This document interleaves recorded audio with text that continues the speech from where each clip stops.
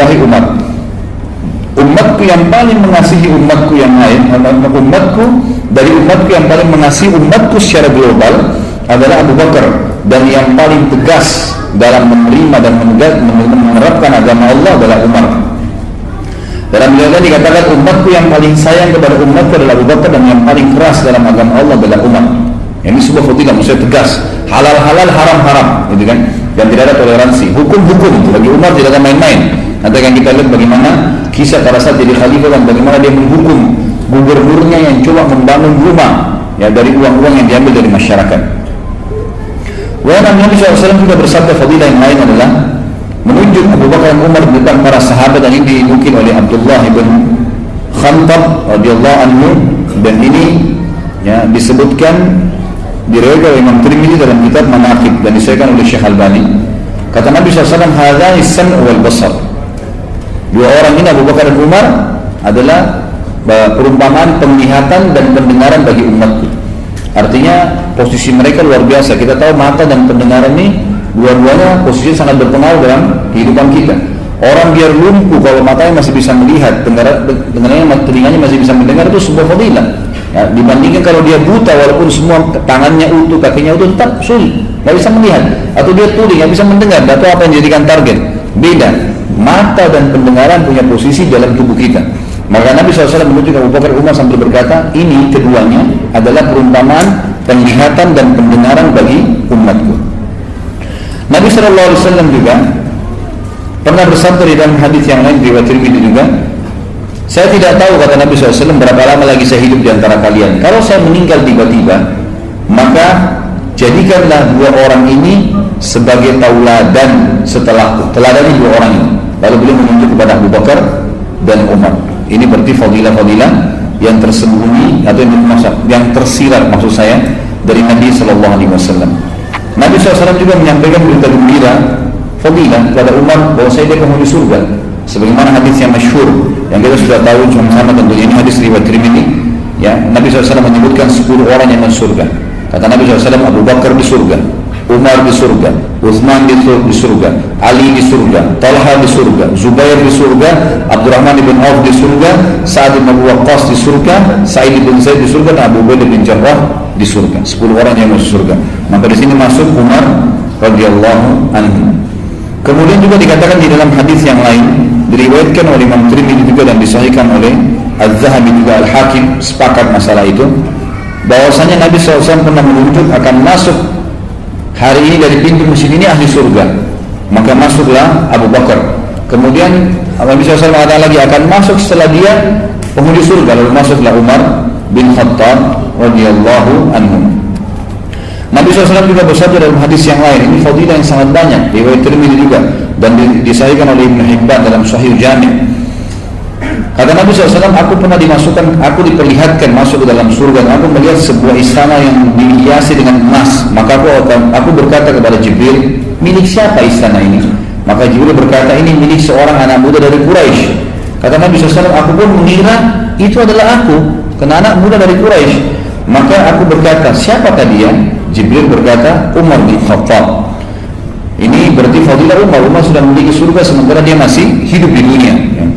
Kemudian dalam hadis yang lain, kata Nabi SAW, sementara saya lagi tidur, dan ini hadis diriwayatkan oleh Imam Muslim, sementara saya tidur, Imam Bukhari dan Imam Muslim, maka diperlihatkan kepada saya surga. Lalu saya melihat seorang wanita sedang berwudu di samping istana itu, lagi berwudu. Maka saya berkata, milik siapa istana ini? Kepada Jibril. Jibril berkata, milik Umar. Maka aku pun segera mengalihkan pandangan mataku karena aku khawatir, karena aku mengingat cemburunya Umar. Jadi Umar sangat cemburu, besar sekali cemburuannya terhadap keluarganya, istrinya. Allah memang perintahkan untuk jaga gitu. Maka saya pun mengalihkan pandangan saya. Waktu Umar dengar, Umar pun menangis sambil berkata, ya Rasulullah, apakah layak saya bercemburu dengan anda atau merasa cemburu dengan anda? Ya, jadi ini juga sebuah fadilah. Umar bin Khattab punya iman yang tidak terhitung, saudaraku, keyakinannya kepada Allah Subhanahu Wa Taala.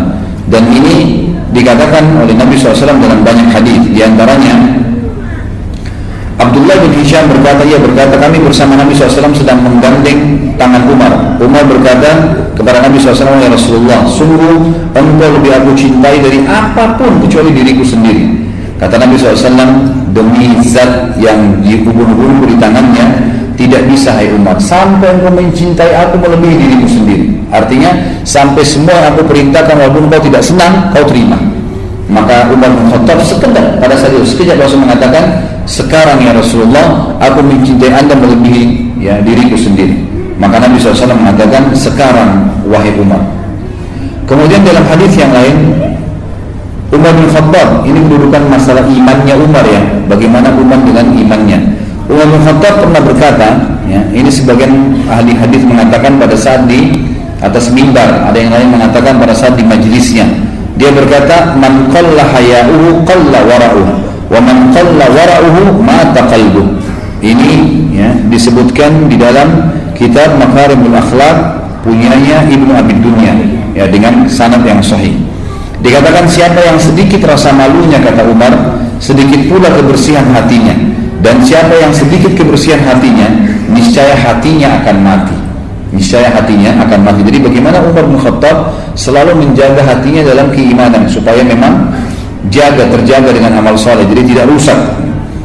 Kemudian dalam hadis yang atau riwayat yang lain, Umar bin Khattab berkata, man istahya istaghfa, wa man istaghfa ittaqa, wa man ittaqa wuqida. Barang siapa merasa malu dengan Allah SWT, dia akan bersembunyi ya, atau menyembunyikan amalnya. Barang siapa yang bersembunyi, menyembunyikan amal salehnya, dia akan bertakwa, pasti dia akan patuh pada Allah. Dan barang siapa yang bertakwa, dia pasti akan dilindungi oleh Allah Subhanahu wa ta'ala. Umar bin Khattab pernah dimimpi oleh Nabi SAW memiliki kedudukan yang tinggi dalam agama ini, terutama dalam masalah ilmunya. Dalam hadis yang sahih riwayat Bukhari dan Imam Muslim, juga Imam Tirmidzi menyebutkannya, Nabi SAW bersabda, saya langsung baca terjemahannya saja. Di dalam mimpi aku melihat orang-orang dihadapkan kepadaku dan mereka memakai pakaian. Di antara pakaian itu ada yang sampai di dada, ada yang pakaiannya sampai ya kurang lebih dari itu ke lehernya. Lalu Umar dihadapkan kepadaku sementara dia seret ya pakaiannya yang panjang. Lalu para sahabat mengatakan, apa yang anda takwilkan ya Rasulullah? Kata beliau, agama atau ilmu. Umar bin Khattab memiliki agama yang sangat luar biasa gitu, ilmunya sangat luas. Berhubungan dengan masalah ilmu dan fikih Umar, cukup banyak contoh-contoh diangkat oleh beliau di sini. Di antaranya adalah beliau mengatakan, atau kata Nabi SAW, aku bermimpi, di dalam hadis riwayat Bukhari Muslim dan Tirmidzi, minum susu sampai aku melihat hilangnya dahaga keluar dari kukuku atau kuku-kukuku. Kemudian aku memberikannya kepada Umar. Maka mereka para sahabat bersabda, apa takwilnya Rasulullah? Kata Nabi SAW, ilmu. Artinya Umar bin Khattab akan memiliki ilmu yang sangat luas berhubungan dengan agama ini. Contoh dari lain-lain, pada saat Umar bin Khattab menjadi khalifah, sempat ada orang-orang Yahudi datang kepada Nabi Umar bin Khattab dan berkata, wahai Amirul Mukminin, ya, orang Yahudi berkata, kalau ada satu ayat dalam kitab kalian Al-Quran, kalau turun pada kami orang Yahudi, pasti kami jadikan hari turunnya itu hari raya. Maka kata Umar, ayat yang mana hai Yahudi? Kata Yahudi, al-yawma akmaltu lakum dinakum. Kalau ayat itu turun pada kami akan jadikan hari raya. Kata Umar bin Khattab, kami tidak akan jadikan hari raya, tapi saya betul-betul mengetahui di mana ayat itu turun, kapan turun kepada Nabi SAW, gitu kan? Dan siapa saja yang hadir pada saat itu. Maka Nabi Umar bin Khattab mengatakan turun di haji Nabi SAW ya di hari Jumat, tepatnya turun Nabi SAW di Arafah pada saat itu. Dan pada saat itu kami sedang wukuf bersama Nabi SAW. Umar bin Khattab pernah punya wasiat dinukil oleh penulis buku yang sangat mulia untuk para pemimpin, orang-orang yang memimpin. Beliau sering mengatakan, tafaqahu qabla an tusawwadu. Beliau mengatakan yang artinya, hendaklah kalian bertafakuh, mendalami ilmu agama sebelum kalian memimpin. Dan ini kalimat yang jarang sekali ditangkap oleh banyak pemimpin kita sekarang. Mereka menganggap menjadi pemimpin tidak perlu lagi belajar. Malu, aib kalau ada seorang presiden dulu dalam majelis ilmu ulama. Padahal di zaman Nabi SAW, di zaman para sahabat, yang itu tidak malu bagi mereka untuk bergabung dalam majelis ilmu kalau memang ada orang yang lebih pintar dari mereka. Di sini katakan Al-Hafidh, ya, Al-Hafidh maksudnya Ibnu Hajar dalam kitab Fathul Bari, maksud Umar ialah bahwa kepemimpinan terkadang bisa menjadi penghalang untuk bertafakuh fiddin atau mempelajari agama ini, karena kesombongan dan kedudukan dapat menghalangi seseorang pemimpin untuk duduk bersama para pencari ilmu. Maka Umar bin Khattab menitikberatkan seorang pemimpin wajib untuk bisa ya, belajar ilmu agama. Kita juga sudah tahu hadis Nabi SAW yang masyhur ya, akan datang setelahku nanti ya'ti min ba'di umara'u sufaha, hadis sahih riwayat Al-Hakim, akan datang setelahku nanti pemimpin-pemimpin yang umara sufaha. Sufaha ini jamak daripada safi, dan artinya bahasa Indonesia safi ini kalau orang Arab ucapkan adalah orang yang bodoh sekali. Kalau orang cuma bodoh biasa, jahal, masih ada pintarnya. Tapi kalau orang bodoh nggak ada yang ditahu sama sekali, namanya safi. Kata Nabi SAW akan datang setelahku pemimpin yang sufaha, super bodoh, gitu kan? Siapa mereka? Pemimpin ini kata Nabi SAW, umara'u la yahtaduna bihadi wa la yastaduna bisunnati. Pemimpin yang tidak pernah mengambil petunjuk dariku dan tidak pernah mengikuti sunnahku. Artinya tidak pernah belajar agama. Nah, ini yang Umar bin Khattab ingin diberatkan kepada kita.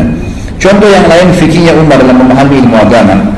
Datanglah seseorang Al-Harith bin Muawiyah Al-Kindi berkata, aku pernah menaiki hewan tunggangan bersama Umar bin Khattab, lalu aku ingin bertanya padanya tentang hukum.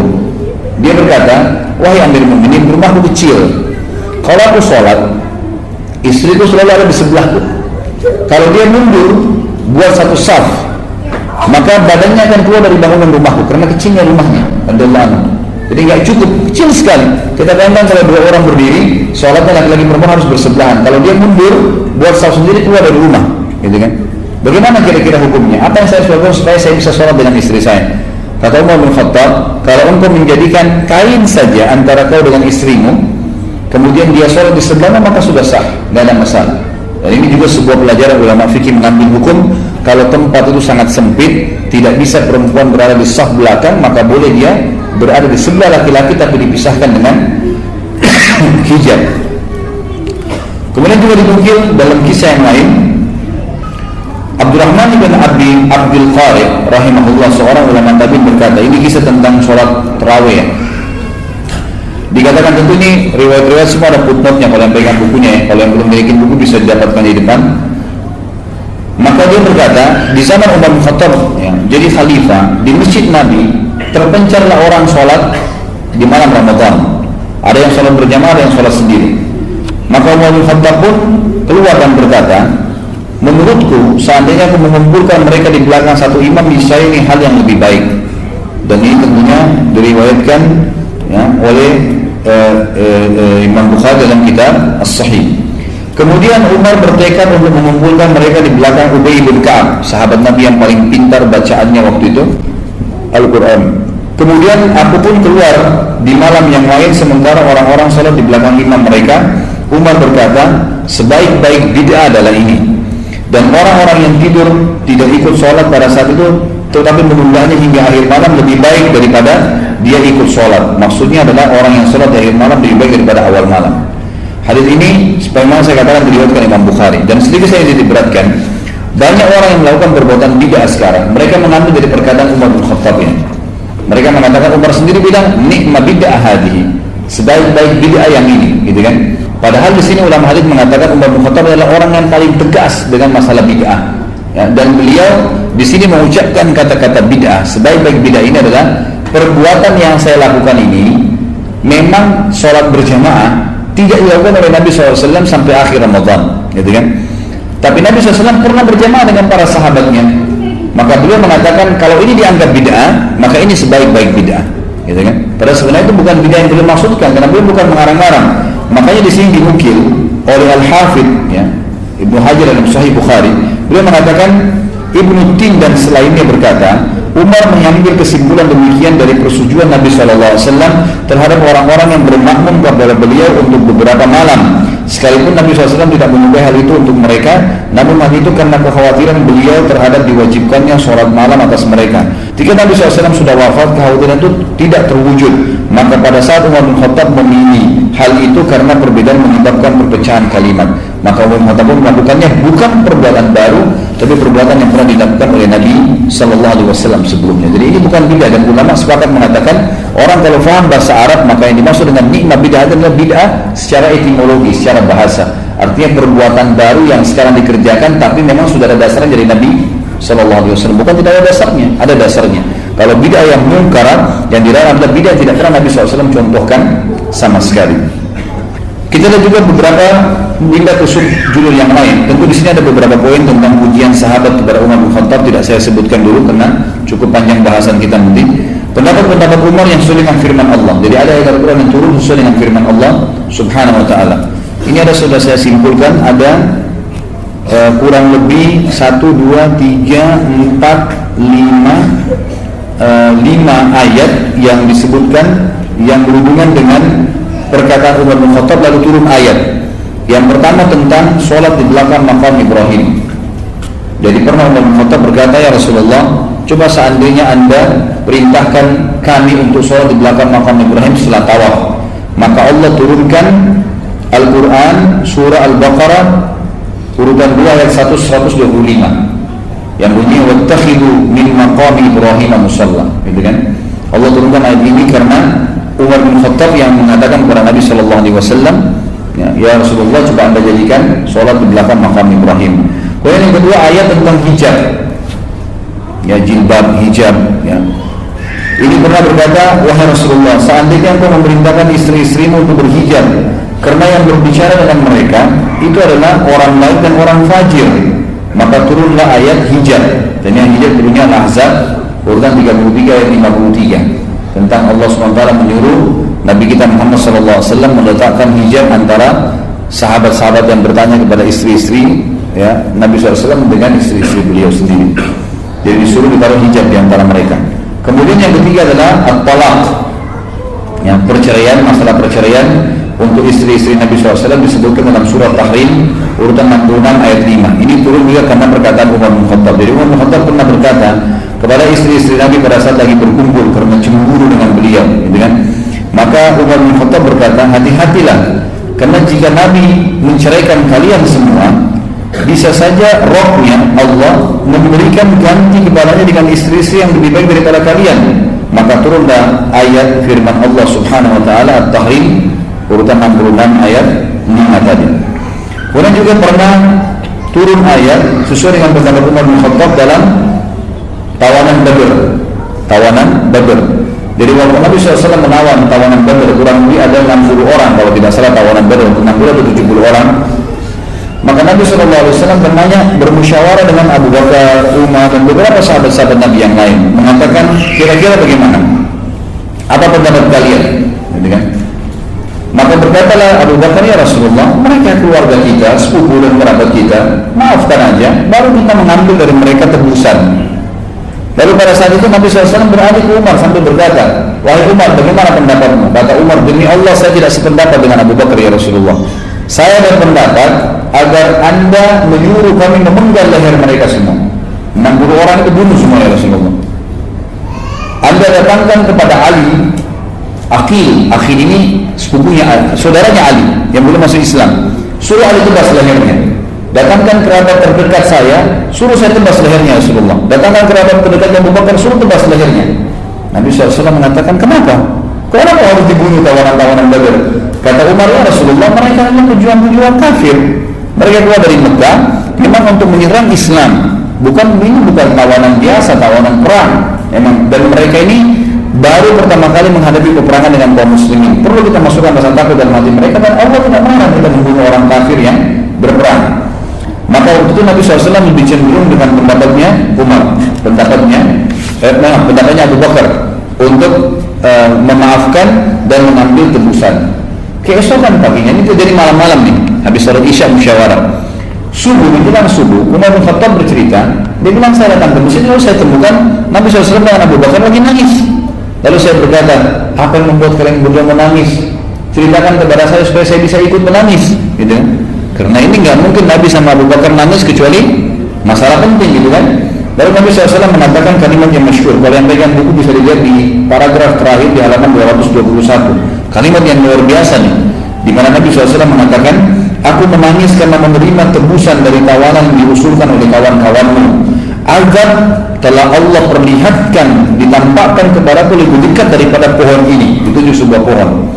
Rasulullah SAW menunjuk sebuah pohon, dan Allah SWT menurunkan, maka dari Nabi an yakuna lahu asra hatta yudkhina fil ard. Tidaklah pantas bagi seorang nabi mempunyai tawanan, tidak perlu ada tawanan, tidak perlu ada tebusan. Artinya mereka boleh dibunuh sebelum dia menumbuhkan musuhnya di muka bumi. Sebelum Mekah takluk, maka tawanannya boleh dihukum mati. Sampai firman Allah SWT, "Fakulu mimma ghanimtum halalan thayyibah," dan makanlah dari sebagian rampasan perang yang telah kalian peroleh dengan cara yang baik. Sebagaimana dijelaskan surah Al-Anfal ayat 67 sampai 69. Umar bin Khattab berkata, ketika Abdullah bin Ubay, ini kejadian yang lain nih, ya, sebab atau ayat turun yang lain berhubungan dengan Umar bin Khattab, turun ayat dengan pendapatnya, mensolati munafik. Jadi tadi kasus tawanan Badar sudah selesai ya, tidak jadi Nabi SAW membunuh mereka karena memang sudah terlanjur ada keputusan. Tapi Nabi SAW sempat diperlihatkan azab karena malah ya tidak membunuh tawanan Badar tadi. Maka di sini berarti pendapat Umar yang disetujui oleh Allah Subhanahu Wa Taala, walaupun tidak direalisasikan karena memang sudah terlanjur diputuskan oleh Nabi SAW. Kemudian yang selanjutnya adalah kejadian tentang dilarangnya sholat di belakang jenazah atau mensolati jenazah munafikin. Ini terjadi waktu ya, Abdullah ibn Ubaidillah bin Salul mati, pimpinan mujahid, pimpinan orang munafik di Madinah. Nabi SAW karena sayangnya dengan umatnya tetap mensolatinya. Pada saat disolati oleh Nabi SAW, Umar bin Khattab bilang, saya nggak tahu kenapa tiba-tiba saya datang lalu mengatakan kepada Rasulullah, ya Rasulullah, ini munafik, jangan disolatin. Kata Nabi SAW, wahai Umar, lalu sambil menghalang jalannya Nabi, Umar bin Khattab jangan ya Rasulullah. Ya, Umar bin Khattab pun nanti setelah ini mengatakan, saya tidak tahu kenapa saya lakukan itu. Lalu Nabi SAW mengatakan, Umar, minggirlah dari jalanku, biarkan saya sholatin dia, karena Allah Tuhanku memberikan pilihan, kau beristighfar untuk mereka atau tidak istighfar, maka saya mau beristighfar walaupun sampai 70 kali, gitu kan. Lalu Umar bin Khattab mengatakan, ya Rasulullah, jangan. Dalam beberapa riwayat dikatakan Umar bin Khattab sempat memegang pundak Nabi SAW sampai mengatakan, ya Rasulullah, munafik, tinggalin, jangan sholatin, gitu kan. Lalu Nabi SAW ternyata sholatin. Nah, merasa kesian dengan Abdullah bin Ubay saudara ini pimpinan munafikin. Lalu setelah itu turun firman Allah Subhanahu Wa Taala yang disebutkan di dalam surah At-Taubah ayat 84, yang bunyinya, a'udzubillahi minasyaitonir rajim, wa la tusalli ala ahadin minhum mata abada. Setelah hari ini jangan pernah kau sholatin lagi orang munafik dari mereka, wahai Muhammad. Ternyata Umar bin Khattab berkata, saya terus terang tidak tahu kenapa waktu itu saya begitu berani dengan Nabi SAW sampai menahannya. Ya, ternyata apa yang aku sampaikan sesuai dengan apa yang Allah atau Tuhanku inginkan, yang Tuhanku inginkan. Juga ada beberapa ulama yang menambahkan tentang ayat hijab, jilbab. Itu juga turun karena Umar bin Khattab. Ayat tentang pengharaman khamr turun juga karena Umar bin Khattab. Jadi pernah Umar bin Khattab melihat beberapa sahabat waktu turun firman Allah Subhanahu Wa Taala, a'udzu billahi minasyaitonir rajim, ya ayyuhalladzina amanu la taqrabus salata wa antum sukara hatta ta'lamu ma taquluna wa la junuban illa abiri sabilin hatta taghtasilu. Al-ayat. Kurang lebih terjemahnya begini, hai orang yang beriman, jangan kalian sholat sementara kalian mabuk, gitu kan, sampai kalian tahu apa yang kalian ucapkan, dan jangan juga orang-orang yang junub sampai dia mandi, ya kalau dia mau sholat atau dia mau ibadah. Maka pada saat itu, ikhwan dan akhwat sekalian, Umar bin Khattab merasa terganggu karena ada sahabat yang sholat sambil mabuk, nggak tahu apa yang diucapin, gitu kan. Kadang-kadang juga ada yang mabuk kemudian duduk sebentar depan masjid, sadari dirinya kemudian baru masuk masjid sholat. Maka Umar bin Khattab berkata, ya Allah, haramkan minimal ini buat kami, haramkan, ya. Maka Allah SWT turunkan surah Al-Ma'idah ayat 90 sampai 91. Tentu ini tidak ditulis dalam buku ini ya, ini saya tambahkan. Jadi itu juga disebutkan oleh para ulama bahwasanya turun Al-Ma'idah ayat 99 tentang masalah pengharaman khamar. Sungguhnya khamar, judi, mengundi nasib dengan dengan anak panah adalah perbuatan syaitan. Jauhilah, tinggalkanlah. Apakah kalian akan meninggalkannya? Apakah kalian berhenti? Fahal antum muntahun? Hal antum muntahun? Apakah kalian akan berhenti? Maka semua sahabat mengatakan intahaina, kami berhenti. Maka di situ dikeluarkan juga hadis Bukhari, semua sahabat akhirnya memecahkan kendi-kendi khamar mereka sehingga membuat seluruh jalan Madinah penuh dengan khamar, dan baju-baju mereka pun terkena khamar, lalu mereka sholat tanpa mencucinya. Dari hadis ini juga dikeluarkan sebuah hukum bahwasanya alkohol sifatnya najisnya maknawi, secara makna, nggak najis total gitu ya. Cuma najis zatnya tapi tidak najis, tidak menajiskan, gitu kan. Sama dengan kotoran hewan yang dimakan dagingnya. Pada saat keinjak kotoran ayam, disebutkan dalam hadis Bukhari, tidak membatalkan. Hewan yang dimakan dagingnya, dia najis secara maknawi, secara makna, tidak menajiskan. Najis zatnya tapi tidak menajiskan. dicuci bisa sholat gitu kan. Dan ini juga sebagaimana khamar sama alkohol. Karena para sahabat pecahin kendinya, kena baju mereka, mereka sholat tidak membersihkannya. Yang hukum lain adalah kalau dia meminumnya, bukan kasusnya adalah kena memabukkan, ya, bukan karena masalah najis secara maknawinya itu. Dan ini diambil juga dari kisah ini. Dan ulama mengatakan subhanallah, ini pelajaran imaniyah ya. Selama orang sholat di belakang makam Ibrahim, Umar bin Khattab paling pahalanya, karena dia penyebabnya. Selama perempuan pakai hijab, jilbab, maka semua pahalanya diambil oleh Umar bin Khattab, karena Umar yang menyebab, berdoa sama Allah. Selama ya, istri-istri Nabi waktu itu tidak jadi diceraikan oleh Allah Subhanahu oleh Nabi SAW, karena Allah merintahkan, Umar bin Khattab mendapatkan pahalanya. Selama waktu itu ya, tawanan Badar berhasil lolos dan ada di antara tawanan nanti masuk Islam, Umar bin Khattab mendapatkan pahalanya. Dan selama orang munafik tidak pernah disolatin, ya, tidak pernah disolatin, maka Umar bin Khattab dapat pahalanya. Dan juga selama ya, tadi yang terakhir yang saya sampaikan, selama khamar diharamkan dan tidak ada yang minum, maka Umar bin Khattab mengambil pahalanya karena justru dia berdoa kepada Allah Subhanahu wa taala. Nah, ini sebuah hal yang positif juga ya. Kita dianjurkan kalau melihat sebuah kemungkaran tidak bisa memungkiri dengan lisan atau belum bisa, minimal kita mendoakan, ya Allah berikanlah hidayah penduduk Jakarta ini, berikanlah hidayah penduduk kota ini, ya Allah berikanlah hidayah keluarga saya. Satu waktu Allah berikan hidayah, kita dapat pahalanya. Dan itu yang Umar bin Khattab lakukan radhiyallahu anhu, walaupun beliau lengkapkan dengan penyampaian, berdoa sambil disampaikan kepada Nabi SAW agar Nabi SAW meminta kepada Allah Subhanahu wa taala. Dan kata para ulama, karena Umar bin Khattab ini betul-betul memegangi sebuah prinsip dasar, ini yang benar, maka ini dia patuhi. Semua hidupnya adalah wahyu, nggak ada yang lain. Maka itu sebab utama kenapa dalam hadis dikatakan syaitan lari daripada Umar bin Khattab, dan ini disebutkan dalam riwayat yang sahih. Ini riwayat banyak, cukup riwayat diriwayatkan Imam Bukhari, diriwayatkan juga oleh ya Imam Bukhari menyebutkan yang disebut dengan di sini. Pernah satu kali kata Sa'id bin Abi Waqqas, Umar bin Khattab minta izin masuk rumah Nabi SAW. Pada saat itu istri-istri Nabi lagi berbicara di hadapan Nabi SAW dengan suara mereka lebih tinggi dari suara Nabi SAW. Maka Umar bin Khattab waktu masuk, tiba-tiba istri-istri Nabi diam dan menurunkan hijab mereka. Lalu waktu Umar bin Khattab masuk, Nabi SAW senyum, tertawa melihat Umar masuk. Kata Umar, ya Rasulullah, apa yang membuat anda tertawa? Semoga Allah membuat anda tertawa seumur hidup. Itu biasanya doa begitu ya. Lalu kemudian berkatalah Nabi SAW, saya heran dengan wanita-wanita ini. Pada saat tadi kamu belum datang, suara mereka lebih tinggi dari suara saya, dan mereka juga belum menutup hijabnya. Pada saat kamu datang, tiba-tiba mereka seperti ketakutan, meredamkan suara mereka dan menutup hijab mereka. Lalu Umar bin Khattab menghadap ke hijabnya, ya, seperti kayak kita sekarang ini ada gorden, gitu kan? Antara kita dengan akhwat itu dilihat gorden, menghadapi gorden tersebut. Lalu kata Umar, wahai musuh-musuh diri sendiri, gitu kan, kepada istri-istri Nabi. Dalam beliau dikatakan, wahai musuh-musuhnya Allah, apakah kalian segan dengan saya? Kalian tidak segan dengan Nabi Shallallahu Alaihi Wasallam? Istri Nabi yang paling tua menjawab untuk Ummu Salamah. Ummu Salamah mengatakan, iya, karena Rasulullah SAW lebih lembut dan lebih baik daripada kau, hai Umar. Gitu kan. Dalam beliau dikatakan, kau lebih keras daripada Nabi Shallallahu Alaihi Wasallam, gitu kan. Maka pada saat itu Nabi SAW tidak menanggapin dialog antara Umar bin Khattab dengan istri-istri Nabi Sallallahu Alaihi Wasallam. Jadi waktu itu yang diperhatikan oleh Nabi SAW adalah penyampaian wahyu yang lain. Kata Nabi SAW, wahai Ibnu Khattab, anak-anak Khattab, wahai Umar bin Khattab, demi zat yang ubun-ubunku dalam genggamannya, kalau seandainya kau lewat di sebuah lembah dan syaitan lihat kau lewat di lembah itu, maka dia akan cari lembah yang lain. Artinya karena tegasnya dalam masalah keputusan agama, gitu kan. Jadi halal, haram, yang dilarang, gitu kan. Sampai istri-istri Nabi pun kalau salah ditegur oleh Umar bin Khattab, tidak ada toleransi bagi dia, semuanya diluruskan kalau memang salah. Dalam riwayat lain disebutkan, riwayat ini riwayat Tirmidzi, dikatakan kata Nabi SAW, inni la anzuru ila syayatinil insi wal jinni qad farru min Umar.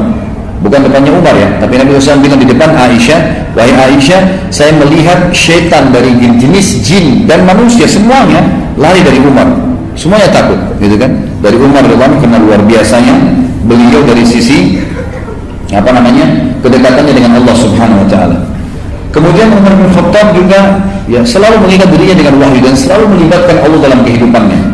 Ada hal yang menarik di sini. Di sini tuh saya menulis kecerdikan Al-Faruq dalam perang Tabuk. Perang Tabuk ini perang yang sangat jauh dari Madinah, Bapak Ibu sekalian. Jadi antara Madinah sama Tabuk ini jaraknya kurang lebih itu 1000 km. Jauh sekali jaraknya. Dan pada saat itu sahabat menunggangi kuda sama unta semampunya, yang jalan kaki nanti tukaran sama temannya, jadi tukar-tukaran untuk naik di naik di unta atau di kuda itu. Di tengah jalan ternyata para sahabat kehabisan bekal dan mereka berkata, ya Rasulullah, kami kehabisan bekal makanan. Bisakah izinkanlah kami untuk menyembelih unta-unta kami. Jadi kami ambil dagingnya, kami ambil juga lemaknya, gitu kan? Lemaknya itu biasa dileburin menjadi minyak yang mereka bisa pakai untuk makan, gitu kan? Dagingnya nanti dicelupin di lemak itu pada saat sudah menjadi minyak. Biasanya dulu dilakukan seperti itu. Lalu unta ini punya satu kelebihan, Bapak Ibu sekalian, yang mungkin kalian belum tahu ya. Jadi di perut unta itu ada sebuah kantong cukup besar, itu bisa menampung tidak kurang dari 10 liter air, 10 sampai 15 liter air, itu bersih. Jadi unta itu kalau minum, dia menarik ya, itu dia tidak angkat kepalanya sampai kantong itu penuh. Makanya kata Nabi SAW, jangan kalian minum seperti unta. Ya, unta itu kalau minum terus sampai hausnya hilang, gitu kan? Kita kan kalau minum dianjurkan minum lepas, minum sampai 3 kali, nggak boleh nafas kalau minum. Kalau unta nggak nafas, terus ditarik sama dia, gitu kan? Nah ini Nabi SAW berikan perumpamaan, dan unta ini punya sebuah kantong di perutnya. Kalau anda mau bisa baca tafsir, waktu Allah SWT mengatakan wa ilal ibni kaifa khuliqat. Coba lihat bagaimana unta kami ciptakan. Ada 9 kelebihan unta. Di antaranya adalah di perutnya ada kantong yang kalau dia minum air, di kantong itu tertampung tidak kurang dari 10 sampai 15 liter, sama 1 galon kita sekarang yang besar tuh, 10 liter air yang masuk di situ. Dan itu tidak tercemar dengan apapun. Pada saat unta berjalan di padang pasir dan dia haus, dengan sistem yang Allah ciptakan di tubuhnya, air itu bisa ditarik sama dia, membasahi tenggorokannya, kemudian masuk kembali, gitu. Makanya unta ini sering dipakai di zaman dulu dalam peperangan dan perjalanan jauh, karena kalau disembeli, dagingnya bisa dimakan, air di kantongnya bisa diminum, gitu kan. Sahabat-sahabat mengatakan, ya Rasulullah, izinkan kami sembeli unta-unta kami jadikan sebagai bekal, airnya kami minum, lemaknya kami jadikan minyak, gitu kan. Lalu Nabi SAW mengatakan, lakukanlah. Umar bin Khattab itu hadir di situ. Umar mengatakan, sebentar ya Rasulullah, mohon maaf, saya ingin sampaikan sesuatu. Ya Rasulullah, daripada anda menyuruh mereka menyembelih unta-unta mereka, dan kita hanya kehilangan tunggangan, sementara Tabuk ini jauh, dan kalau kita berjalan kaki pasti lebih letih. Kalau pakai unta atau kendaraan tunggangan, ada kuda atau unta, maka kalau untanya letih, orangnya tinggal turun, tetap bisa diajak jalan. Berarti bisa hemat waktu. Kalau orang jalan kaki capek, dia istirahat, maka berhenti perjalanan, gitu ya. Maka kata Umar bin Khattab, saran saya Rasulullah, kumpulkan semua bekal-bekal sahabat ini, kumpulkan bekal-bekal kami, lalu berdoalah kepada Allah agar Allah Subhanahu wa taala memberkahi bekal ini. Maka Nabi SAW pun setuju dengan pendapat Umar, lalu mengatakan, setelah menebarkan kain, Nabi SAW mengatakan, kumpulkan semua bekal kalian. Lalu dikumpulkan, lalu Nabi SAW mendoakan bekal-bekal mereka. Memang itu dikumpulin, sedikit sekali bekalnya, itu kan, sedikit sekali. Maka kata Nabi SAW, ya Allah berkahilah bekal-bekal kami ini. Lalu Nabi SAW mengatakan, masukkan ke kantong-kantong kalian. Setelah mereka masukkan, subhanallah, yang punya sepotong roti, yang punya cuma sepotong daging, yang punya cuma sekendi air, itu mereka masukkan kembali ke kantong-kantong mereka, sampai pulang dari perang Tabuk pun itu masih utuh karena diberkahi oleh Allah Subhanahu wa taala. Dan ulama mengatakan kekuatan Umar di sini nih, beliau selalu melibatkan Allah dalam segala kehidupannya, luar biasa gitu. Jadi selalu daripada habisin, lebih baik berdoa. Dan ini juga saya diberatkan jemaah sekalian, banyak orang di antara kita menjadikan hubungannya dengan Tuhannya Allah Subhanahu wa taala itu nomor 30. Misal dia lagi mau berobat sakit, banyak orang di antara kita, dia pergi ke dokter berobat sakit, dia tahu dia punya Tuhan Allah Subhanahu wa taala, yang ciptakan dia Allah, ciptakan penyakit Allah, ciptakan kesembuhannya Allah, tapi dia nggak minta kepada Allah. Dia ke dokter, dok saya sakit ini, konsultasi langsung, gitu kan. Kemudian setelah itu dia minum obat, pada saat tidak sembuh kan juga nggak kembali kepada Allah, kembali ke dokter, dok kenapa saya belum sembuh, dok resep apa lagi, dan seterusnya. Konsultasi dari dokter ke dokter, pindah beberapa dokter. Orang yang seperti ini Allah akan biarkan sesuai dengan ikhtiar manusianya, gitu kan. Mestinya kata para ulama, dia mempelajari dari Umar bin Khattab, libatkan Allah dari awal, nanti Allah akan mudahkan itu manusia atau obat atau makanan jadi solusinya. Misal sebelum berobat mengatakan ya Allah sembuhin saya, maka pasti Allah akan mudahkan nanti konsultasi dokternya cocok, rasanya cocok, dengan sekali saja sudah cukup. Di sinilah kelebihan Umar bin Khattab radhiyallahu anhu. Beliau selalu libatkan Allah dulu di awal, baru kemudian beliau berikhtiar secara manusia.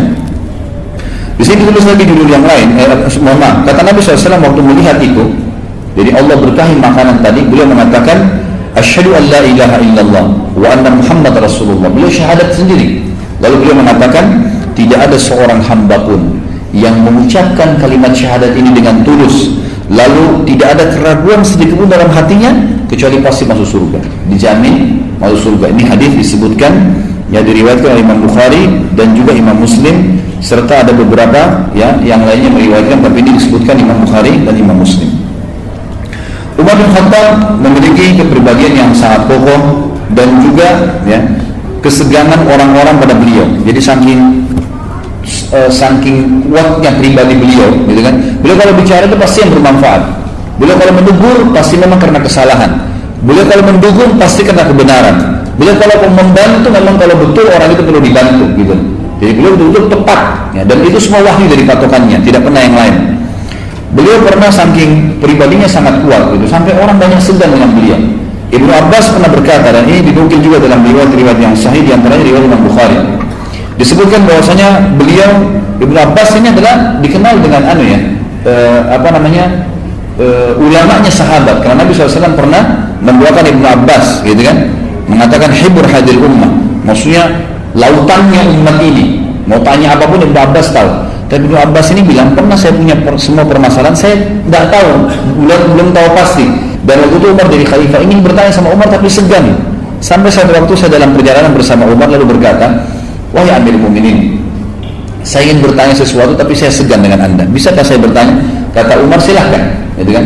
Kata Ibnu Abbas, siapakah dua istri Nabi yang sempat membuat Nabi gundah, ya, dalam satu keadaan sampai akhirnya Nabi hampir menceraikan mereka? Kata Umar bin Khattab, Hafsah dan Aisyah. Hafsah ini anaknya beliau, gitu kan? Aisyah anaknya Abu Bakar, dan memang dua istri Nabi SAW ini yang pernah buat, ada bahasa saya gitu, pernah buat mengajak istri-istri Nabi yang lain untuk minta nafkah dinaikkan, gitu kan? Sampai turunlah surah At-Talaq menjelaskan masalah itu. Tapi yang jelas di sini Umar tidak segan menyebutkan nama anaknya Hafsah, dan dia memberikan jawaban kepada Abdullah bin Abbas, dan Abdullah bin Abbas mengatakan, sungguh wahai Amir Mukminin, saya ragu segan menaikkan yang sudah lama, apalagi Hafsah anak anda. Maka Umar berkata, jangan begitu. Jika engkau menyangka aku mempunyai ilmu, bertanyalah, dan jika memang ya aku mengetahuinya, aku pasti akan memberikan jawaban kepadamu. Ikrimah juga pernah meriwayatkan, Umar bin Khattab ini saking disegani oleh orang-orang, beliau pernah mau bekam. Oh, bekam ya? Beliau pernah mau bekam, mengeluarkan darah kotor dari tubuhnya, sunnah Nabi SAW. Lalu beliau pada saat mau dibekam, beliau sempat ada sedikit nyangkut di lehernya, lalu beliau ya mengatakan melakukan mengedehem, ya. Tiba-tiba saja dikatakan dalam riwayat ini, dan ini riwayat dinukil oleh Ibnu Sa'ad dalam kitab Tabaqatnya, tiba-tiba tukang bekamnya kencing di celana. Dalam riwayat lain dikatakan saking segannya mereka dengan Umar. Umar bin Khattab pernah jalan diikuti oleh beberapa sahabat dan tabi'in, karena mereka waktu Umar jadi khalifah setiap kali jalan selalu diikutin. Siapa tahu ada kejadian nih, karena Umar bin Khattab ini kalau ada kejadian satu pasti langsung dieksekusi, diselesaikan pada saat itu. Dan beliau dengan sangat tegas, nggak main-main dalam menyelesaikan masalah, dan pasti rujukannya wahyu. Satu waktu beliau lagi jalan, banyak ikut dari belakang. Umar bin Khattab nggak tahu nih kalau banyak orang ikutin. Mereka jalan pelan-pelan diikutin, gitu kan? Maka satu waktu Umar melakukan hal sama, nyangkut di lehernya sesuatu, dia ngedehem, tiba-tiba sahabat di belakang banyak yang sarungnya jatuh, gitu kan? Dikatakan dalam riwayat, ada satu sahabat yang mengatakan, wahai Amir Mukminin, pelan-pelanlah sama orang-orang yang beriman. Maksudnya mereka sampai takut sama anda begitu, sampai sarungnya jatuh kalau ngedehem saja, gitu kan? Maka kata Umar bin Khattab, apakah mereka takut waktu melihat saya karena Allah? Maksudnya karena melihat saya patuh sama Allah? Sahabat ini bilang, iya Amir Mukminin. Kata Umar, biar mereka takut. Kalau karena Allah mereka takut, hanya lihat orang beriman itu takut melanggar, biarin aja, nggak apa-apa. Jadi itu keseganan di sini disebutkan, ya, sebagian sahabat dan tabi'in kepada Umar radhiyallahu anhu. Umar bin Khattab juga ini Allah SWT berikan firasa. Kalau ikhwan dan akhwat belum pernah dengar, ada istilah dalam agama kita, firasatul mukmin. Kata Nabi SAW dalam riwayat Bukhari, firasatul mukmin itu benar, ya. Jadi kalau antum terus dekatkan diri kepada Allah Subhanahu wa taala, nanti Allah munculkan kepekaan-kepekaan, firasa-firasa ya yang kita datangkan, yang kita rasakan. Misal ada orang mau buat buruk, kita merasa, gitu kan? Ada kadang-kadang dikuatkan dengan mimpi. Ya, seseorang, kata Nabi SAW, mimpi yang benar itu adalah salah satu dari cabang kemujizatan kenabian bagi orang beriman ya. Makanya ada terjadi. Kalau ada orang mau berbuat baik, kita bisa merasakan, gitu kan? Kadang-kadang kita mimpi mau dikunjungi oleh keluarga. Jadi memang ada terjadi bagi orang-orang yang beriman. Itu disebutkan oleh sebagian ulama berhubungan dengan kedekatan dengan Allah SWT. Umar bin Khattab ini pernah kena dekat dengan Allah SWT. Jadi dia punya firasat yang sangat kuat dan dia yakin dari Allah SWT karena dekatnya sama Allah. Dia selalu menjauhi maksiat. Tidak ada maksiat bagi Umar. Bagaimana bisa ada maksiat sementara syaitan pun lari dari dia? Nggak ada yang goda, gitu kan? Jadi nggak ada yang goda dia untuk melakukan kesalahan. Disebutkan bahwasanya pernah seseorang datang kepada Umar bin Khattab, diriwayatkan dari Yahya bin Sa'id rahimahullah, seorang ulama tabi'in. Beliau berkata, ada seorang laki-laki datang kepada Umar dan Umar tanya, siapa namamu? Dia menjawab, Jamrah. Lalu Umar berkata, anak siapa? Dia berkata, bin Shihab, Jamrah bin Shihab. Umar bertanya, dari marga apa? Dia mengatakan dari Al-Harakah. Umar bertanya lagi, dari kabilah mana? Jadi kalau marga itu substansial dari kabilah, gitu kan? Maka dari marga mana dikatakan dari Al-Harakah, dari kabilah mana dia mengatakan dari Bani Diham, dari Bani Diram.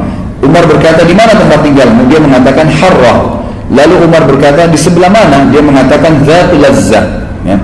Lalu Umar berkata, selamatkan keluargamu karena desamu lagi kebakaran. Lalu orang itu pun pulang dan dia menemukan seperti apa yang dikatakan oleh Umar bin Khattab radhiyallahu anhu. Jadi seperti itu, sampai pada tingkat dia feelingnya dia itu sampai menunjukkan sesuatu yang benar terjadi. Kemudian juga Imam Az-Zahabi menukil kepada kita dalam riwayat yang sahih, disebutkan dalam Syiar Alam Nubala. Ini buku rujukan 43 jilid, semuanya berhubungan dengan biografi para orang-orang soleh dulu. Ada seseorang, kalau ikhwan dan akhwat pernah dengar, namanya Al-Aswadul Unsi. Ini dulu bersamaan dengan Musailam Al-Kadzdzab, dua orang yang bersamaan di akhir hidup Nabi SAW mengaku sebagai Nabi. Aswadul Unsi ini pernah berhadapan dengan, dia mengaku Nabi, bukan cuma mengaku Nabi, dia kufur memang, gitu kan? Dia berhadapan dengan seorang ulama tabi'in yang mulia bernama Abu Muslim Al-Khawlani. Muslim Al-Khawlani ini terkenal sekali dengan kesolehannya. Dia beriman pada Nabi SAW di masa Nabi masih hidup, tapi belum sempat lihat Nabi. Jadi dia dikawankan kalangan tabi'in. Waktu itu Aswadul Unsi ini membakar sebuah api besar untuk membakar Abu Muslim Al-Khawlani. Terkenal sekali kisahnya. Abu Muslim Al-Khawlani ini coba dimasukkan ke dalam api oleh Aswadul Unsi dan tidak berhasil. Waktu didorong ke dalam api, ternyata dipadamkan api, tidak terbakar Abu Muslim Al-Khawlani. Sampai ulama mengatakan ada satu Nabi dan satu orang soleh yang tidak dibakar api karena berimannya kepada Allah. Itulah Ibrahim alaihissalam Nabi, dan Abu Muslim Khawlani dari kalangan orang biasa. Ini tak dari tabi'in. Abu Muslim Khawlani waktu dibakar tidak bisa oleh Aswadul Unsi, penasehatnya bilang, penasehat Aswadul Unsi ini, kalau kau tidak keluarkan Abu Muslim dari Yaman, waktu itu di Yaman ya, maka dia akan merusak pengikutmu. Maka Al-Aswadul Unsi mengatakan, saya mengaku kalah Abu Muslim, tapi keluarlah dari negeriku, dari Yaman. Aswadul Unsi menuju ke Madinah. Waktu itu kebetulan baru saja Nabi SAW meninggal. Abu Muslim Al-Khawlani ini niatnya ingin bertemu dengan Nabi SAW, mau menjadi sahabat, gitu kan. Pas tiba di Madinah, ternyata baru saja dimakamkan Nabi SAW, baru selesai mati, berarti tidak sempat ketemu dengan Nabi SAW. Waktu dia sholat di masjid, Umar bin Khattab melihat dia, dan kisahnya Abu Muslim Al-Khawlani sudah sampai ke Madinah nih. Ada seorang yang beriman dibakar oleh Al-Aswadul Unsi, tidak terbakar, gitu kan, terkenal, tapi orang tidak ada foto, tidak ada yang kenal pada saat itu. Abu Muslim Al-Khawlani datang mengikat untanya di Masjid Nabawi, langsung masuk sholat ya. Begitu dia sholat, sebelum dia tanya tentang Nabi SAW, Umar bin Khattab memandang dia lalu berkata, mungkin ini orangnya dari Yaman. Padahal ini kejadian baru terjadi di Yaman. Lalu Umar pun mendekati sambil berkata, siapa anda ini? Kata dia, Abu Muslim ya, Al-Khawlani. Kata dia, bagaimana ya, dari mana anda? Dari Yaman. Bagaimana ceritanya tentang seorang hamba Allah yang saleh yang tidak jadi dibakar oleh seorang pendusta, Al-Aswadul Unsi? Kata orang itu, dia baik saja, dia selamat dari api. Langsung kata Umar, saya bertanya atas nama Allah, kaukah dia orangnya? Maka dia mengatakan, iya. Maka Umar pun menangis memeluknya sambil membawa tangan Abu Muslim Khawlani kepada Abu Bakar dan berkata, wahai Amirul Mukminin, Umar sudah jadi, Abu Bakar sudah khalifah, wahai mukminin, inilah orang yang telah Allah selamatkan setelah Khalil Ibrahim, setelah kekasih Allah Ibrahim selamat dari api, inilah orang yang tidak jadi dibakar oleh api.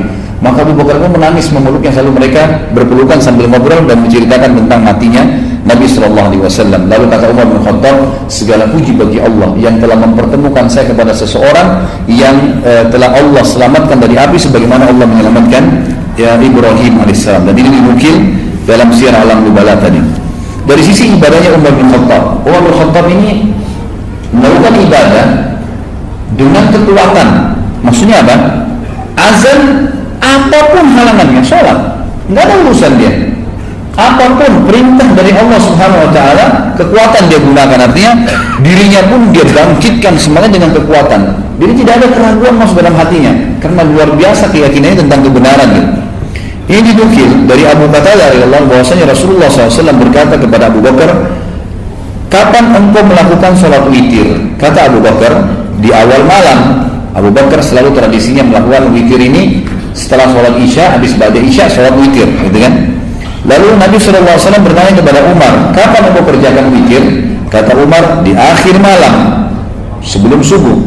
Maka beliau berkata tentang Abu Bakar kepada Abu Qatadah, orang ini Abu Bakar mengambil agama dengan kehati-hatian. Dan ditunjuk kepada Umar, orang ini mengambil agama dengan kekuatan. Artinya tengah malam mau mengantuk mau enggak, Allah perintahin saya harus bangun. Begitu Umar bin Khattab membangun prinsip. Jadi nggak ada sama sekali yang bisa menghalangi beliau dalam agama Allah ini. Semua dibangun dengan kekuatan walaupun dengan diri beliau sendiri. Dan ini disebutkan oleh Abu Dawud dan disahihkan oleh Syekh Albani. Kemudian juga dalam kisah yang lain, Umar bin Khattab selalu membangunkan istrinya atau anak-anaknya juga dalam sholat malam. Dan beliau selalu sholat di malam hari. Umar bin Khattab yang selalu sholat semampunya. Kata Al-Aslam rahimahullah, ketika di akhir malam beliau sudah sholat, beliau membangunkan keluarganya sambil membaca ayat wa'mur ahlaka bis salati wastabir 'alaiha. Perintahkanlah keluargamu untuk sholat dan suruhlah mereka sabar. Sebagaimana dijelaskan dalam surah Thaha ayat 132, dan ini dinukil diriwayatkan oleh Abu Dawud dalam kitab Zuhud dan Baihaqi dalam Syu'ab serta Imam Malik dalam kitab Muwatta'nya. Juga dikatakan ini dari sisi ibadah, kita bicara masalah ibadahnya Umar sekarang ya.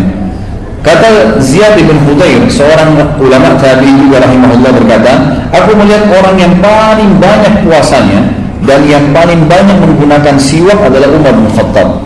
Ya, kadang-kadang subhanallah kita anggap remeh. Jadi sunnah-sunnah Nabi pun yang kecil, subhanallah itu bisa atau tidak ditinggalkan oleh orang-orang yang beriman. Ya, siwak ini kita kadang-kadang anggap remeh, tidak mau dipakai. Padahal sebenarnya itu sunnah Nabi SAW. Cuma pahami cara menggunakannya. Memang kita dianjurkan. Sekarang jangan dulu kan banyak dijual ya. Usahakan beli, dipakai. Jadi kalau habis dipakai 2-3 kali digunting, dipakai lagi yang masih baru. Ya, jangan dipakai yang itu terus 1 bulan, gitu kan? Nah itu memang kotor, kelihatannya jorok. Rasanya bukan begitu caranya. Dan Nabi SAW sampai mau meninggal dunia pun pada saat beliau sudah akan sakarat, gitu kan? Aisyah berkata, aku menyandarkan Nabi SAW di dadaku dan wajahnya sudah pucat. Lalu masuklah adikku, saudaraku Abdurrahman bin Abi Bakar, sedang memegang siwak. Maka Nabi SAW memberikan isyarat seakan-akan menginginkan siwak itu. Maka aku pun mengambil dan menggunakannya untuk beliau. Kemudian beliau menggunakan pada saat sebelum wafat. Nabi SAW paling gemar dengan siwak. Bahkan ada sebuah kisah, saya sedikit keluar dari kisah ini. Ada pasukan muslimin, ya, tapi ini saya juga tidak teringat sekarang di zaman siapa ya, khalifah siapa. Tapi jelas di zaman kerajaan Abbasiyah. Sebelum pasukan itu menyerang sebuah wilayah Romawi waktu itu, ya, di wilayah Bizantium, maka pimpinan perang berkata, kita bersiwak dulu. Habis sholat subuh, mereka nunggu sampai awal terbit matahari, waktu syuruk, kemudian mereka panglimanya mengatakan, kita sekarang bersiwak. Semua bersiwak, baru kita menyerang, menjalankan sunnah Nabi SAW, gitu kan? Jadi bukan berarti orang jihad kemudian tidak membersihkan giginya. Subhanallah, ini kisah nyata. Tanpa kaum muslimin sadari, ternyata di tengah-tengah pasukan muslimin waktu itu ada mata-matanya, ya, kerajaan Bizantium lagi melihat orang-orang Islam pakai siwak. Lalu dia mengatakan, lagi ngapain orang-orang ini kira-kira? Jadi kan gelap, masih subuh ya. Ini kok mereka makan kayu, gitu kan? Ini kisah nyata. Lalu pulanglah mata-mata ini kepada Raja Bizantium waktu itu, dan wilayah itu takluk pada pagi itu ya, di tangan kaum muslimin. Dia balik dan mengatakan, kayaknya kita nggak bisa kalahin umat Islam deh. Kayu aja dimakan. Padahal sebenarnya bukan makan kayu, lagi pakai siwak gitu kan. Itu sedikit berhubungan dengan masalah siwak tadi. Juga disebutkan Ibnu Umar berkata, Umar tidak meninggalkan dunia kecuali dia sangat banyak berpuasa. Dan Utsman bin Abi As juga berkata, Utsman bin Abi As ini menikahi salah satu dari istri Umar bin Khattab radhiyallahu anhu. Umar bin Khattab berpoligami, ya. Kemudian salah satu istri Umar bin Khattab, waktu itu tidak disebutkan namanya, tapi dinikahi oleh Utsman bin Abi As. Dan dia berkata, Utsman bin Abi As ini seorang sahabat yang mulia juga, gitu kan? Dia mengatakan, aku tidak menikahi istri Umar ini untuk mengharapkan keturunan atau bahkan menikahi karena seorang wanita, mungkin karena syahwat. Tapi aku menikahi karena aku ingin mengetahui tentang malamnya Umar. Dan riwayat ini bersambung, di buku ini tidak disebutkan. Teman-teman kalau lihat ini di halaman 229, footnote nomor 89, saya sedang bahas itu ya. Maka riwayatnya berlanjut begini. Lalu dia bilang, istrinya Umar pun menceritakan kepada saya, Umar bin Khattab itu kalau mau tidur, kata Utsman bin Abi As radhiyallahu anhu ajma'in, kalau dia tidur di samping ranjangnya, itu tempat tidurnya, dia meletakkan seember air yang dekat dengan tangannya. Jadi pada saat dia tidur, kemudian tangannya kesentuh air, dia bangun sholat, udah tidak tidur lagi sampai pagi. Begitu terus, itu salah satu dinukil kepada kita. Ibnu Katsir juga menyebutkan tentang malamnya Umar bin Khattab, dia mengerjakan sholat isya bersama orang-orang lalu pulang dan mengerjakan sholat malam sampai fajar. Ya, sampai fajar. Jadi beliau Umar bin Khattab ini cirinya tidur pada saat ngantuk saja. Jadi malam itu jarang sekali tidur. Siang pun itu jarang juga tidur. Beliau kadang-kadang kalau ngantuk sekali baru tidur. Sampai dikatakan waktu ditanya kenapa anda lakukan ini, Umar bin Khattab mengatakan, kalau aku tidur di siang hari, aku akan menghilangkan kesempatan untuk mengurus ya rakyatku waktu jadi khalifah ya. Kemudian kalau aku tidur malam hari, aku menghilangkan urusan aku berkomunikasi dengan Tuhanku. Jadi luar biasa, dia tidur kapan dia ngantuk saja, gitu kan. Umar bin Khattab memberikan banyak pelajaran kepada kita dari sisi agama. Di antaranya adalah statement yang masyhur dari Umar bin Khattab agar orang-orang tidak kembali menyembah berhala. Disebutkan dalam hadis Bukhari dan juga Muslim, juga Imam Ahmad, Abu Dawud dan Tirmidzi. Juga selainnya menyebutkan dalam riwayat sahih ini bahwasanya Umar bin Khattab pernah berdiri di depan Hajar Aswad lalu dengan tegas menekankan kalimat, mengatakan suaranya keras. Umar bin Khattab jahur, keras sekali. Dalam beberapa riwayat dikatakan Umar bin Khattab tinggi besar, sampai kalau duduk di atas kuda kakinya sampai di tanah, gitu kan. Lalu beliau berkata kepada Hajar Aswad, berdiri di musim haji pada saat itu, kemudian teriak dengan suara keras mengatakan, inni la'a'lamu annaka hajar. Saya sungguh betul-betul tahu kau adalah batu saja. La tadurru wa la tanfa. Kau tidak bisa memberikan manfaat dan tidak bisa menyusahkanku. Atau terbalik ya, tidak bisa menyusahkanku dan tidak bisa memberikan manfaat kepadaku. Walaula anni ra'aitu Rasulullah sallallahu alaihi wasallam yukabbiduka ma qabbaltuka. Kalau bukan karena saya melihat Nabi SAW menciummu, saya tidak akan menciummu. Sebagian ulama menanggapi, di antaranya Nafi', seorang ulama tabi'in, bekas budaknya Abdullah bin Umar radhiyallahu anhu, seorang ulama tabi'in masyhur. Dia mengatakan pada saat itu ya, orang-orang banyak mendatangi pohon yang digunakan untuk membaiat Nabi SAW di Baiatur Ridwan ya. Itu di perang Hunain ya. Pada saat peperangan dulu pasukan muslimin sempat berpencar.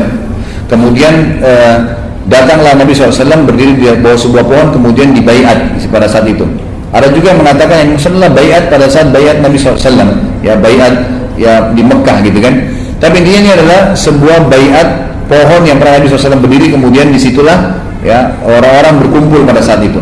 Lalu orang-orang banyak mendatangi tempat tersebut dan mereka sholat di sana. Maka sampai berita kepada Umar, maka Umar menyuruh agar menebang pohon tersebut. Ditebang, karena memang itu bukan berarti harus jadikan sunnah, kecuali Nabi SAW memerintahkannya. Dan ini sudah sering saya titik beratkan. Anda kalau pergi umrah, pergi haji, ingat Gua Hira itu adalah gua yang Nabi SAW datangin hanya sebelum diturunkannya wahyu. Setelah turun wahyu Iqra bismi rabbikal ladzi khalaq yang pertama, sampai Nabi SAW meninggal, nggak pernah beliau datang di Gua Hira, nggak pernah datang di Gua Hira, nggak pernah beliau khusus memerintahkan para sahabat datang. Sayangnya jemaah haji dan jemaah umrah kita memaksakan diri ke sana. Bahkan yang paling ramai itu jemaah dari Asia, Indonesia, dan yang paling ramai juga adalah dari Pakistan. Dua nih Ramai-ramai naik gunung, gitu kan? Ada yang jatuh sampai jatuh, ada yang meninggal. Padahal itu tidak perlu. Ada yang sholat di situ. Subhanallah. Ini yang Umar bin Khattab titik beratkan nih. Jangan semua bekas yang Nabi SAW pernah di situ, kemudian kita tiba-tiba langsung melakukan sholat atau ibadah. Ini salah. Saya pernah hadapin sendiri jemaah sekalian waktu lagi musim haji. Selesai sa'i, subhanallah, pas habis tahallul kepala, itu kan habis syukur rambut, di sebelah pintu Marwa itu ada perpustakaan. Di situ dulu, sekarang sudah dibongkar ya. Itu dulu tanahnya bekas rumahnya Nabi SAW yang Aminah melahirkan Nabi SAW di situ. Maka dikenal dengan rumah lahirnya Nabi SAW. Sama kerajaan Saudi dibangun perpustakaan buku, gitu kan. Sekarang sudah dibongkar. Nah, waktu saya lagi selesai sa'i sama teman-teman ya, dari Indonesia juga habis kami haji, kemudian keluar lewat situ. Subhanallah, ada orang-orang dari Pakistan waktu itu. Mohon maaf teman-teman yang dari Pakistan, bukan niat untuk menyalahkan, tapi waktu itu kebetulan, gitu kan. Dari teman-teman dari Pakistan waktu itu lagi sholat, Ka'bah di sebelah kanan mereka. Mereka sholat menghadap ke perpustakaan itu, gitu kan. Lalu saya datang, saya bongkarin. Saya bahasa Arab, saya mengatakan, nah nggak bisa nih, dalam bahasa Arab, nggak bisa nih, kiblat di sana kok, sholatnya di sini, ini bukan kiblat, gitu kan. Mereka nggak mau, gitu kan. Lalu kemudian saya ambil kain ihram saya tepuk-tepukin, gitu kan. Minimal ikutin cara Umar lah, gitu kan. Umar bin Khattab itu biasa bawa tongkat malah, gitu kan, dipukulin. Lalu saya pada saat dibukin, mungkin dia pikir saya ini pengurus kali, bubar akhirnya nggak jadi. Tapi sholatnya menghadap rumah itu, bayangkan kejahilannya, gitu kan. Nah tidak, bukan semua bekas yang Nabi SAW pernah ada di situ kemudian dijadikan tempat ibadah. Itu nggak boleh. Kemudian juga disebutkan dalam riwayat lain, Umar bin Khattab pernah selesai sholat, ya, kemudian orang-orang pada buru-buru semuanya sholat di sebuah tempat, gitu kan, di sebuah tempat. Lalu berkata Umar bin Khattab, kenapa mereka? Ya, kenapa mereka keluar dan sholat lagi di sana? Kata mereka, kata orang-orang, sebagian sahabat bilang, itu dulu pernah Nabi sholat di situ waktu masih di Mekah. Maka para sahabat ingin mengerjakan sholat di situ. Kata Umar, janganlah kalian sholat di situ kecuali bertepatan memang waktu sholat dan ada masjid. Tapi secara khusus tidak boleh. Maka Umar pun radhiyallahu anhu menjelaskan masalah itu, kalau tidak boleh orang masuk di situ atau melakukan sembarangan ibadah tadi.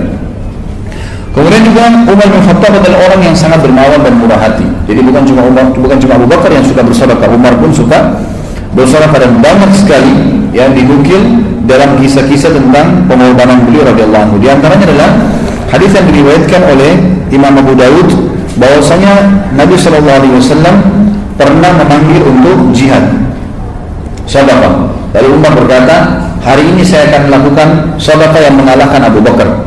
Karena selama ini Abu Bakar belum pernah saya kalahkan. Maka saya pun membawa setengah harta saya dan berkata, ya Rasulullah, ini setengah harta saya tinggalkan, ya, atau saya sedekahkan untuk Allah.